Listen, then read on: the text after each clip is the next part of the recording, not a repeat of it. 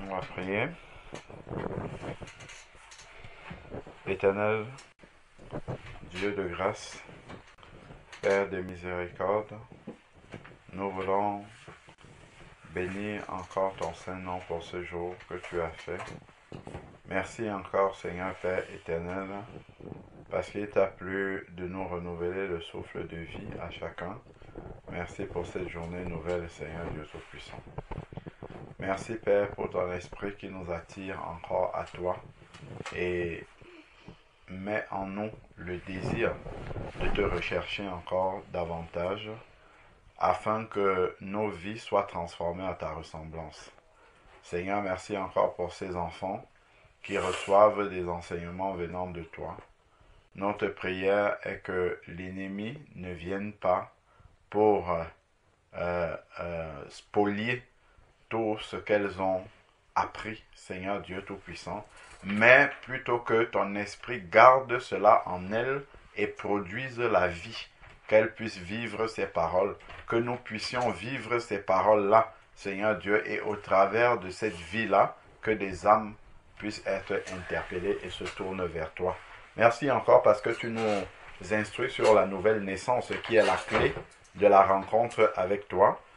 Seigneur Dieu, nous te bénissons encore. Viens encore continuer, Seigneur Dieu, à ouvrir notre intelligence pour que nous comprenions, mais surtout à ouvrir notre cœur afin que nous puissions, Seigneur Dieu, accomplir ta volonté. Que toute la gloire te revienne d'éternité en éternité au nom de Jésus-Christ. Amen. Amen. Vous priez. Seigneur, je te remercie pour cette journée. Merci parce que tu nous as gardés, protégés, tu nous as permis d'ouvrir les yeux. Je te prie, Seigneur, pour cette parole que nous allons essayer de comprendre. Aide-nous à bien comprendre, qu'elle puisse rester gravée dans notre cœur. Au nom de Jésus-Christ. Amen. Amen.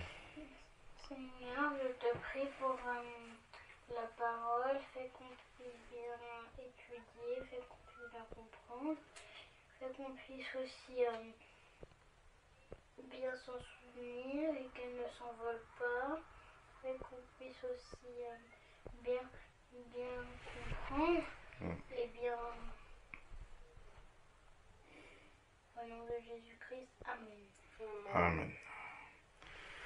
Alors, dans la dernière fois, on avait vu que Nicodème devait voir Jésus à quel moment? Oui, Raphaëla. Dans la nuit. Voilà. Et qu'est-ce qu'on avait compris au travers de ça? Oui, Wendy.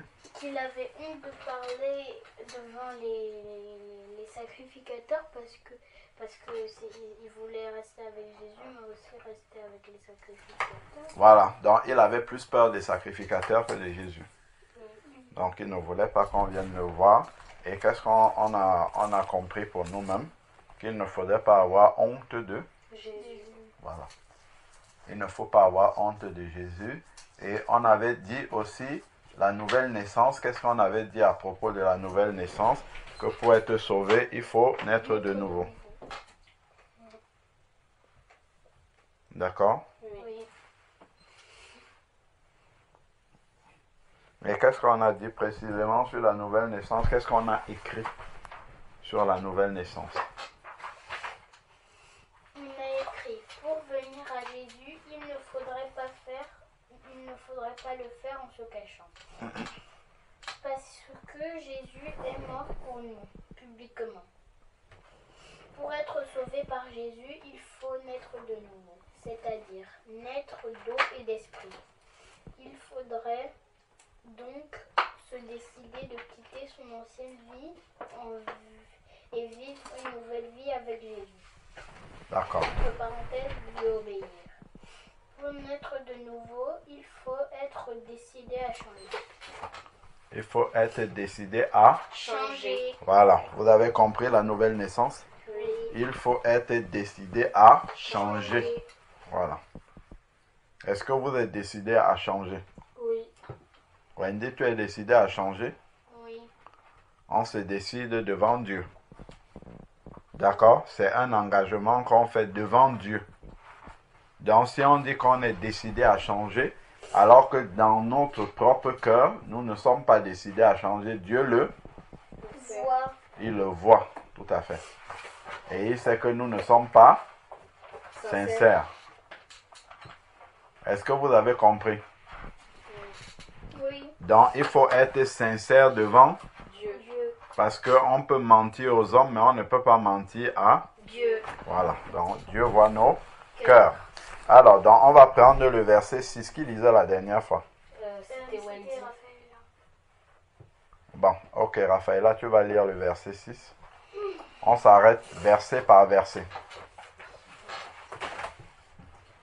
Alors, ce qui est né de la chair est chair.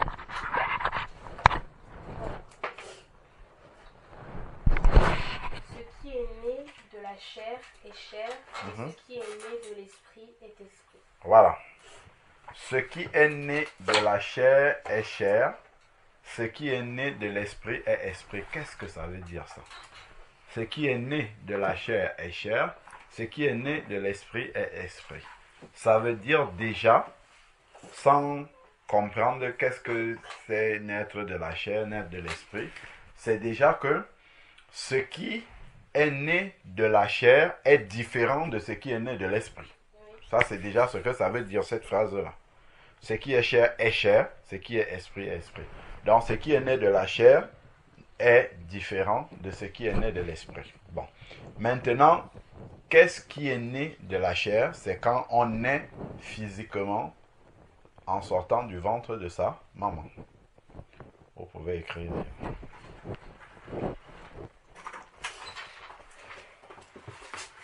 Naître de la chair. Naître de la chair, c'est la naissance naturelle du ventre de sa maman. Point. Naître de la chair,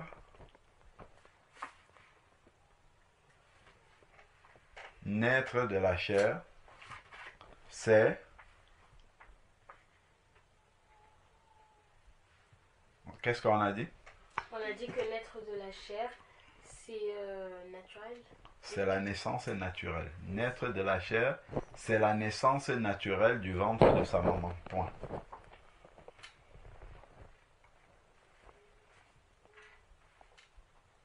Naître de la chair,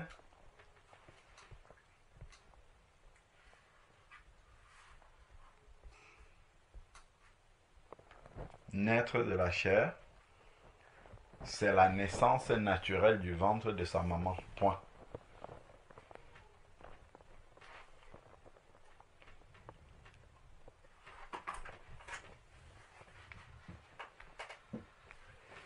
Naître de la chair, c'est la naissance naturelle du ventre de sa maman. Point. Nous appartenons donc à la famille de notre maman. Bien sûr, de notre papa. Nous appartenons, mais comme c'est la maman qui nous accouche, on reste d'abord sur la maman. D'accord? Oui. Nous appartenons donc à la famille de celle qui nous a accouchés. On va même dire ça comme ça. Ça va être plus simple. Nous appartenons donc à la famille de celle qui nous a accouchés.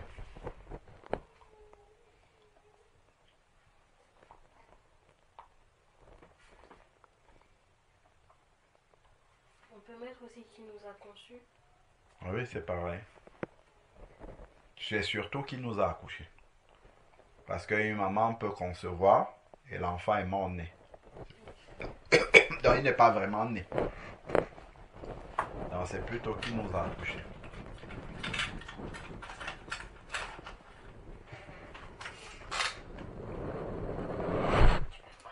Qu'est-ce que tu as écrit, Wendy? Naître de la chair, c'est la naissance naturelle du ventre de sa maman. Nous appartenons donc à la famille De celle qui nous a... de celle qui nous a accouchés. Voilà, point. Naître de l'esprit. Donc vous allez à la ligne maintenant. Naître de l'esprit. Naître de l'esprit, c'est recevoir le Saint-Esprit. Naître de l'Esprit, c'est recevoir le Saint-Esprit.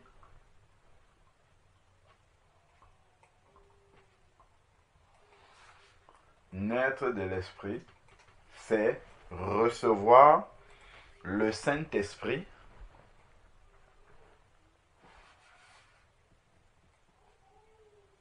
Naître de l'Esprit, c'est recevoir le Saint-Esprit. Naître de l'Esprit, c'est recevoir le Saint-Esprit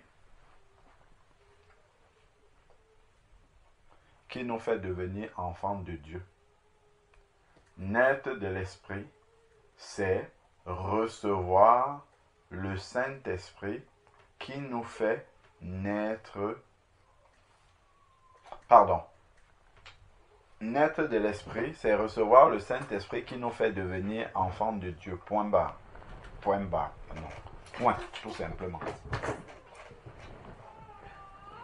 Naître de l'Esprit, c'est recevoir le Saint-Esprit qui nous fait devenir enfants de Dieu.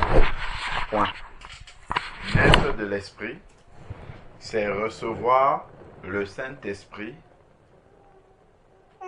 pour devenir enfant de Dieu. Point.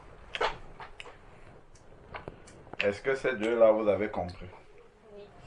Naître de la chair et naître de l'esprit. Donc, naître de la chair, on devient enfant d'une maman et d'un papa, tandis que naître de l'esprit, on devient enfant de Dieu. Qui est à la fois notre maman et notre papa Pas. spirituellement. D'accord? Oui. Est-ce que c'est clair? Oui, papa. Ok, donc on continue. Donc ce qui est chair, ce qui est esprit, esprit, c'était le verset 6. Continue verset 7, Raphaëla, s'il te plaît. Ne t'étonne pas que je t'ai dit.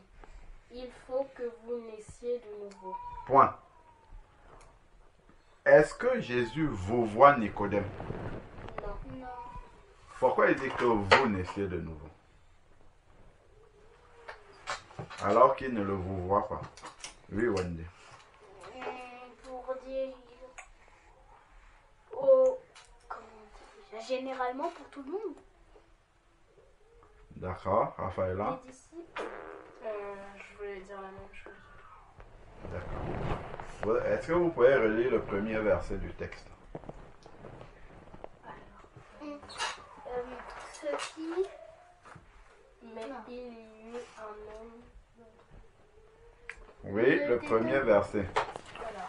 Mais il y eut un homme d'entre les pharisiens nommé Nicodème, un chef des Juifs. D'accord. Oui. Oui, en fait, il dit ça aux pharisiens. Voilà. Quand il dit vous, il faut que vous naissiez de nouveau, c'est parce que Nicodème est le chef, dont le représentant des pharisiens. Donc quand il dit vous, il s'adresse à tous ceux qui sont pharisiens et dont Nicodème est le chef. Parce que si déjà leur chef ne comprend pas la nouvelle naissance, à plus forte raison, ceux qui sont sous ses ordres. Donc, il parle aux pharisiens. Il dit qu'il faut que vous naissiez de nouveau. Vous enseignez la parole de Dieu sans être né de nouveau. D'accord? Donc, il faut commencer par naître de nouveau. Ben, c'est comme vous étudiez la parole de Dieu, mais il faudrait que vous naissiez de nouveau. Vous qui étudiez la parole de Dieu, là. D'accord? Parce qu'il ne suffit pas de l'étudier, il ne suffit pas de l'enseigner, mais il faut avoir fait l'expérience de naître d'eau et d'esprit. Donc, est-ce qu'on a même déjà dit d'eau et d'esprit là? C'était en quelle page? Et quel verset, pardon? Naître d'eau et d'esprit, c'était quel verset?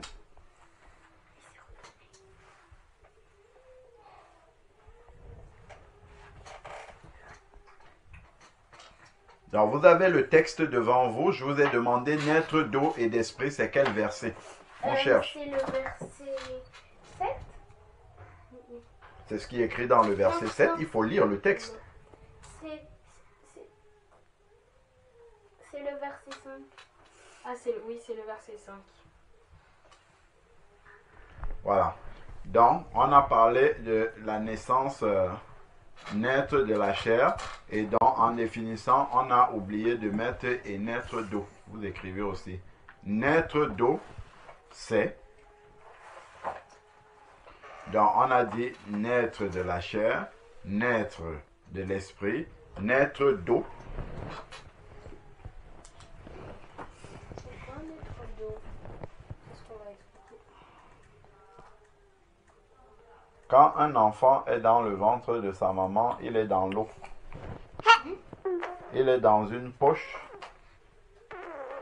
qu'on appelle la poche des os. Et quand il doit sortir, la poche des os va se rompre. Et donc, la maman va lâcher de l'eau pour que l'enfant puisse sortir. Donc, quand il parle de naître d'eau, c'est à l'image de la naissance physique, mais ça va se passer spirituellement. D'accord? Donc, naître d'eau, c'est naître de la parole de Dieu. Parce que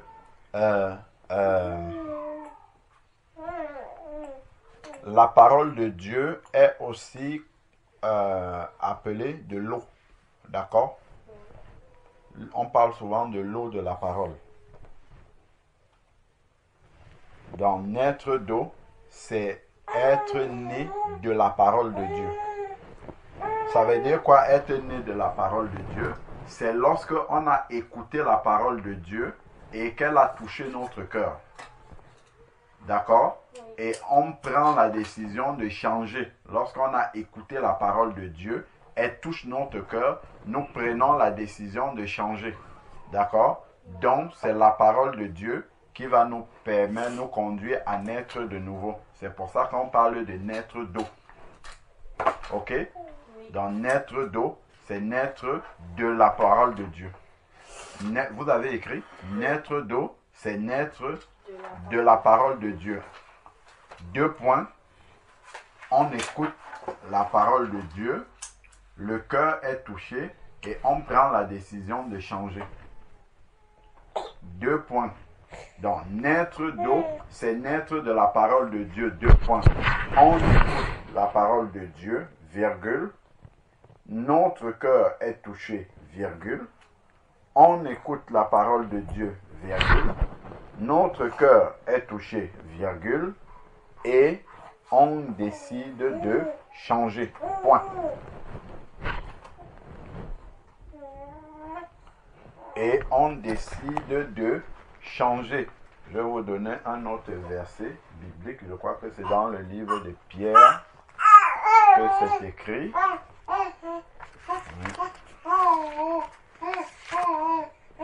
Dans le livre de Pierre. Dans naître d'eau, c'est naître de la parole de Dieu. 2 points. On écoute la parole de Dieu.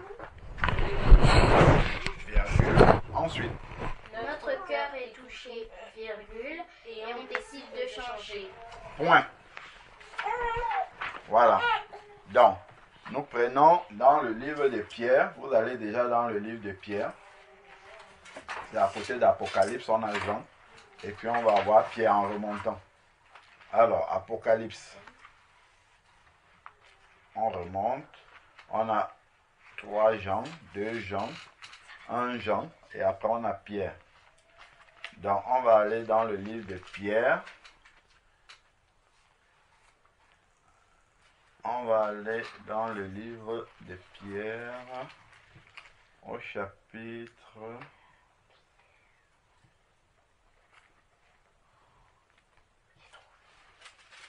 1 Pierre.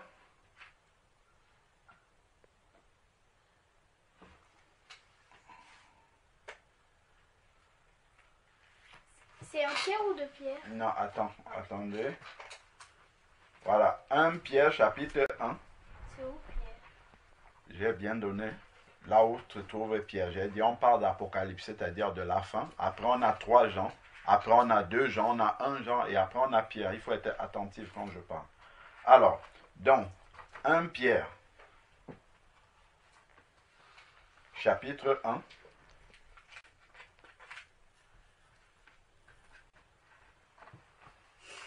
1 Pierre, chapitre 1, verset 23. Wendy, est-ce que tu peux lire? 1 Pierre, chapitre 3, verset 23. Pardon, 1 Pierre, chapitre 1, verset 23.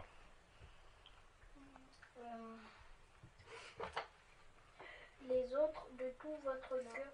Non, je crois que tu t'es trompé. Oui, c'est chapitre 3. 1 Pierre, chapitre 1, verset 23. Chapitre 1.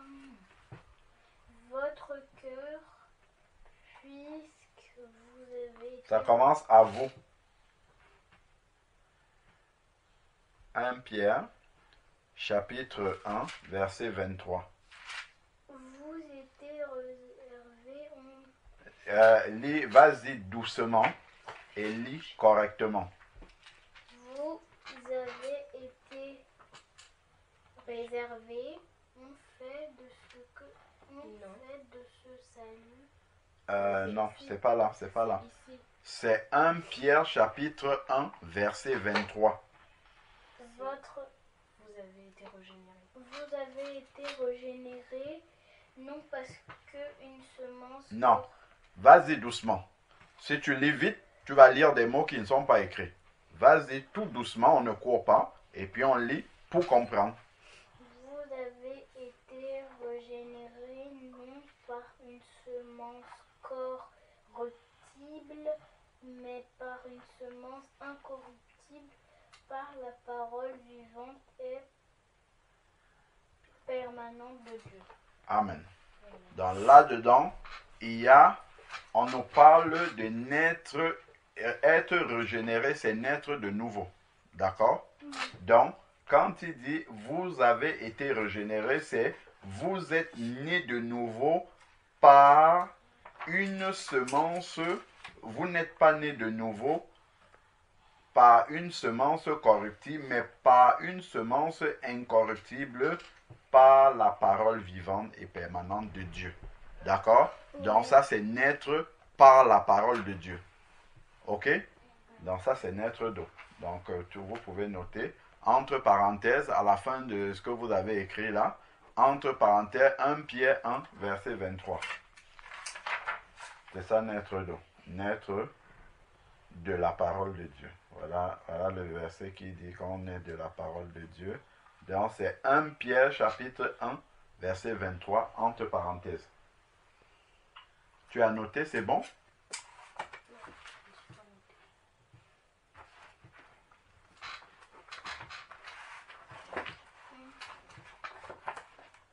Entre parenthèses, 1 Pierre chapitre 3, verset 23.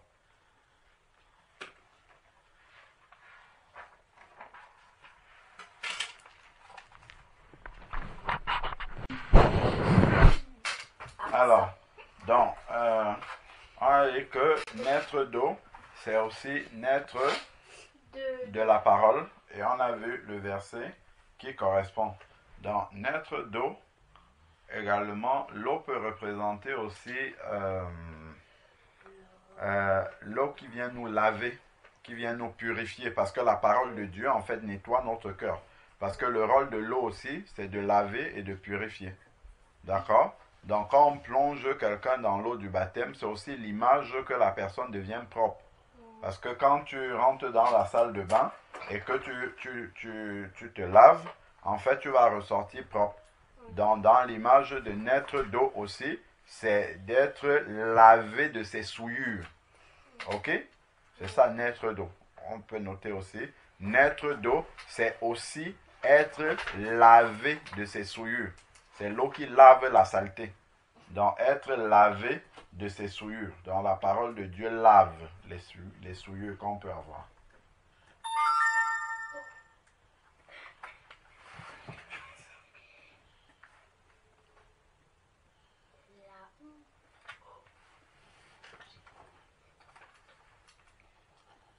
Donc, qu'est-ce qu'on a dit, Wendy? Naître d'eau, c'est aussi se laver de ses souillures. Être lavé de ses souillures. c'est aussi être lavé de ses souillures. Mais c'est quoi des souillures? C'est la saleté, les péchés. Ok? Parce que les péchés te souillent devant Dieu. Ah, ça veut dire que... Mais quand on dit que Jésus, il avait toutes ses souillures, ça veut dire qu'il fait des bêtises. Mais il dit à chaque fois... C'est aussi être lavé de ses souillures.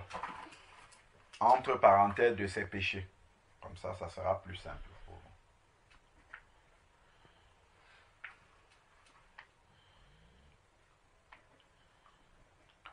On peut lire dans Jean 15, verset 3. Raphaël, là tu lis Jean 15, verset 3.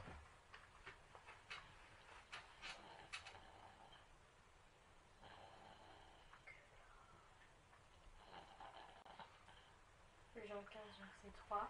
Mhm. Déjà, vous êtes purs à cause de la parole que je vous ai annoncée. Voilà. Comprenez? Oui. Être pur, c'est quand quelqu'un s'est purifié, lavé. Voilà. Et c'est la parole qui lave. D'accord? Vous êtes pur car je vous ai lavé. Donc, qu'est-ce qu'on avait dit dans la phrase là, Wendy?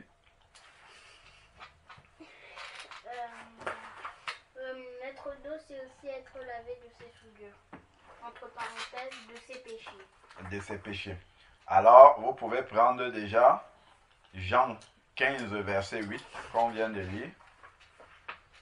Non, pardon, c'est C'est Jean 15, verset 3. Voilà, Jean 15, verset 3. Et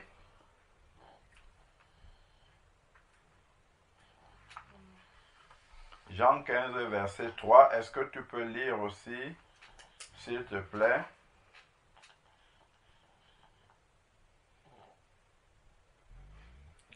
Acte 22, verset 16. Acte 22, verset 16.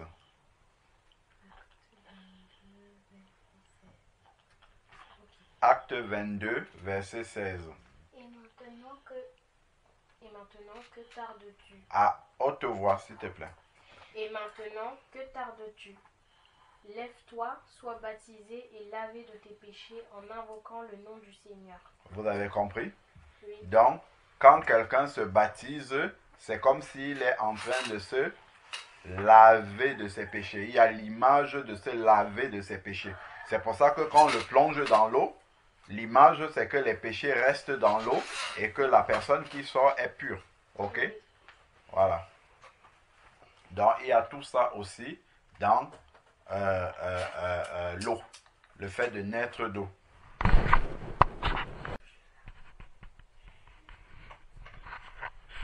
Oui, donc vous avez noté Jean 15, verset 3.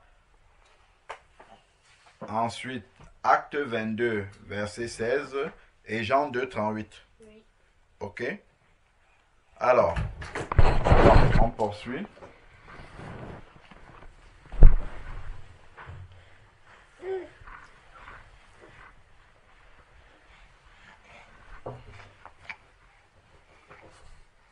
Alors, donc, on va poursuivre. Donc, on est à quel verset?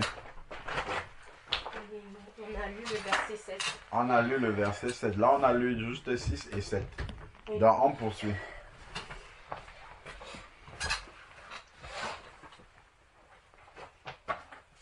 Donc, on a dit que le vous, il faut que vous naissiez de nouveau. Il parle au pharisien.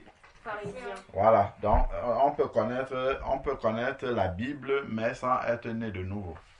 Ok? Ce n'est pas parce qu'on connaît la Bible qu'on est né de nouveau.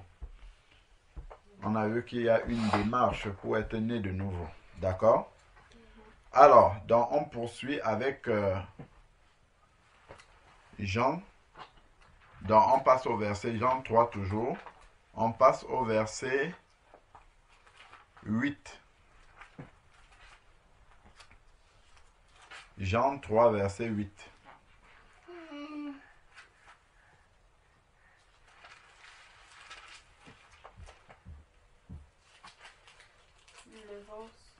Jean 3, verset 8. Attends, Wendy, tu as trouvé? Oui. Ok. Raphaëla, tu lis à haute voix, s'il te plaît.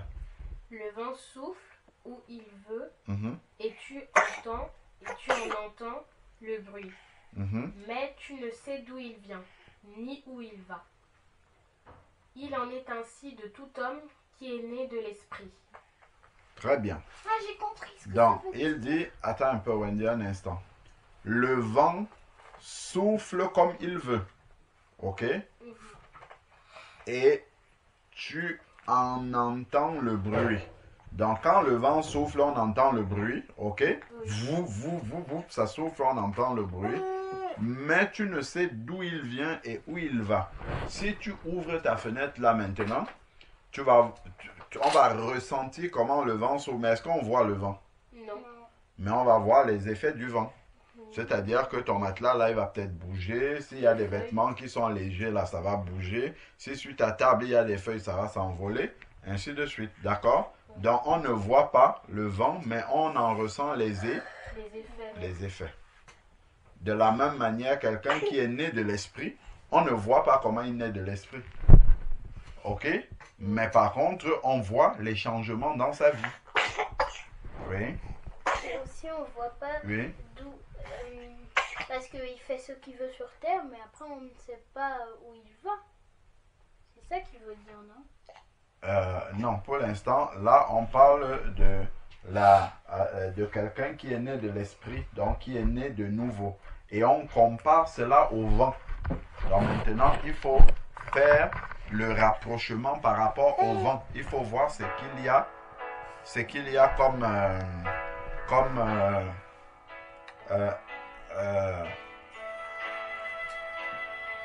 il faut voir ce qui lui ressemble, d'accord? Ce qui est similaire, voilà. Ok? Par rapport au vent. Parce que quand Dieu, dans sa parole, prend des exemples pour comparer, il y a des similitudes. On appelle ça similitude dans des choses qui se ressemblent. Voilà, ok? On dit aussi des choses analogues, c'est-à-dire que c'est pareil de part et d'autre, mais les choses qui sont physiques, après, Dieu les utilise pour nous expliquer les choses spirituelles. Ok? Donc là, maintenant, il prend la nouvelle naissance et le vent. Avant, il avait pris la nouvelle naissance et la naissance physique. Après, il a pris la nouvelle naissance et quand tu te laves avec de l'eau. Ok? Donc, il y a tout ça pour expliquer toujours tout ce qui se passe pendant la nouvelle naissance. Donc là, maintenant, quelqu'un qui est né de nouveau, il est comme du vent. Le vent, on ne le voit pas, mais on voit les effets du vent. Ok? On ne sait pas d'où le vent est venu, où est-ce qu'il est en train de partir, mais on voit seulement les effets. Donc, de la même manière, quand quelqu'un est né de nouveau, tu vois les changements dans sa vie. Tu ne sais pas forcément d'où est-ce que c'est venu, sa nouvelle naissance, comment ça a commencé, mais tu vois seulement comment sa vie est transformée. Ok? Et tu ne sais pas comment elle va se... Bon, on sait qu'il va aller au ciel s'il persévère jusqu'à la fin, mais tu n'en sais pas forcément l'issue, parce que c'est Dieu qui a le plan de la vie de quelqu'un. Ok? Parce que tu ne sais pas comment Dieu va conduire la vie de cette personne-là jusqu'au bout. Ok? Donc tu ne sais, pour ça qu'il dit tu ne sais pas où il va. Parce que c'est le Saint-Esprit qui conduit, qui connaît la direction, mais toi tu ne sais pas quelle est la direction que tu es en train de suivre. Ok?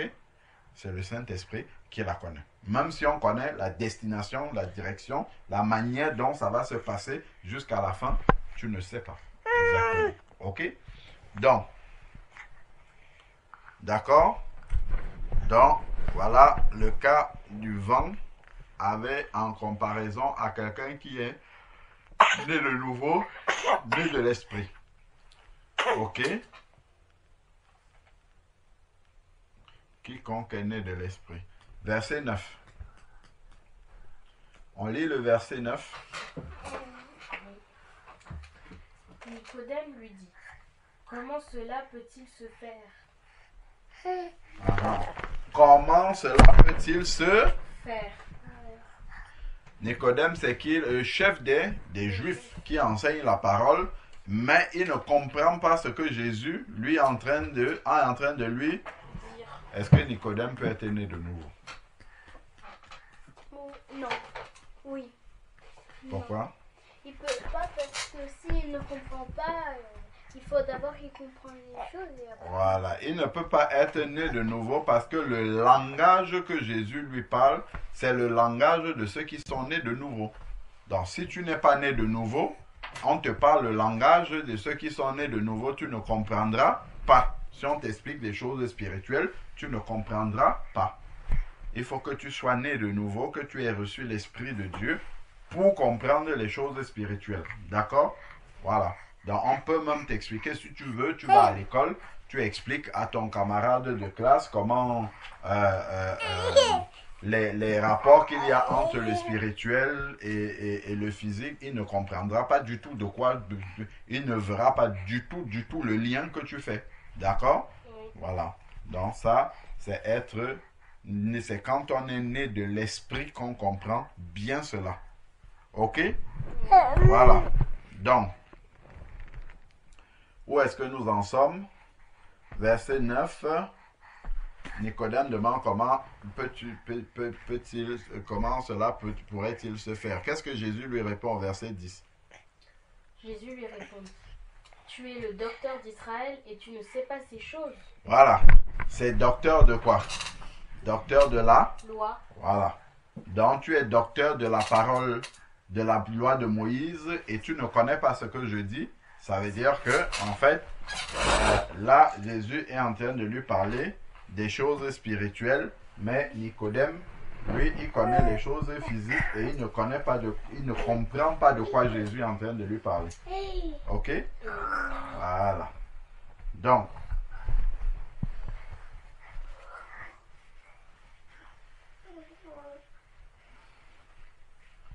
voilà.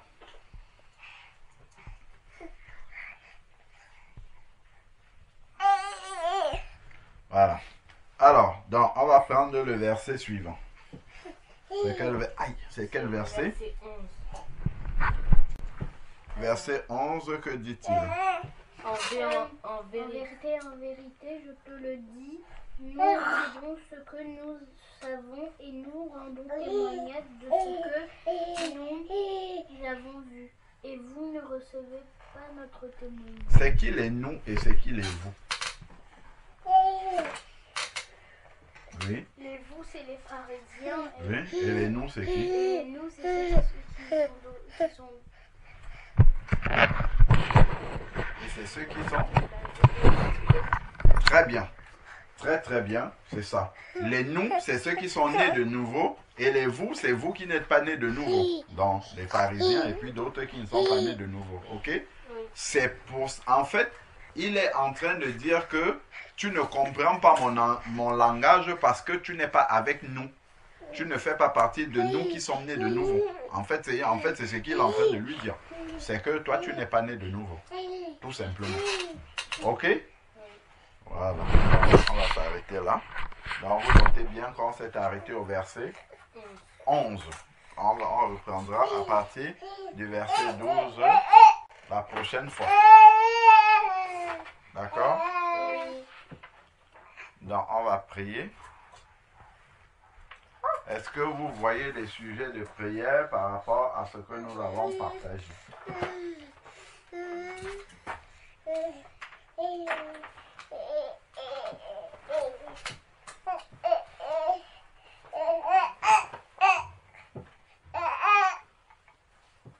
Est-ce que vous voyez des sujets de prière?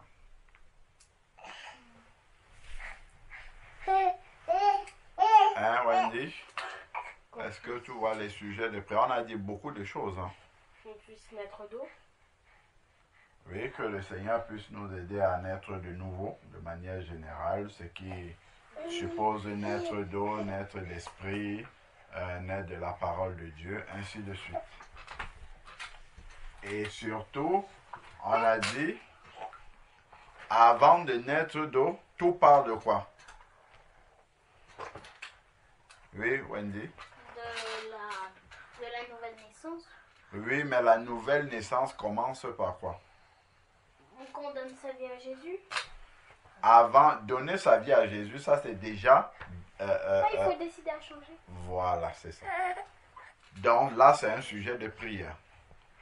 Que Dieu nous aide à être sincères de décider de changer. Est-ce que vous avez compris ce sujet de prière?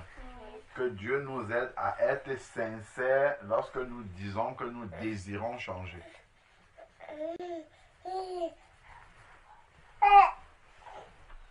Donc, je vous laisse prier sur ce sujet-là. Que Dieu nous aide à être sincères sur notre désir de changer. Et après, le deuxième sujet, Wendy, tu vas prier. Que Dieu nous aide à être sincères dans notre désir de changer. Et Raphaëla, ça sera le deuxième sujet de prière que tu as donné. Que Dieu nous aide à naître de nouveau. Ok? Allez-y. Wendy, tu commences. Seigneur, je te prie pour que tu nous aides à avoir le désir de changer. Amen. Fais qu'on puisse te servir et qu'on puisse aussi rester auprès de toi. Amen. Et faire que le diable ne vienne pas pour nous montrer un autre chemin. Et que nous puissions être toujours dans tes bras et ne pas s'envoler de tes bras au nom de Jésus-Christ. Amen. Amen. Seigneur, je te prie, Seigneur, que tu puisses nous aider à naître de nouveau, et aussi à être sincères quand nous disons que nous voudrions changer. Qu'on puisse garder cette parole au fond de notre cœur et ne pas l'oublier. Au nom de Jésus-Christ. Amen. Amen.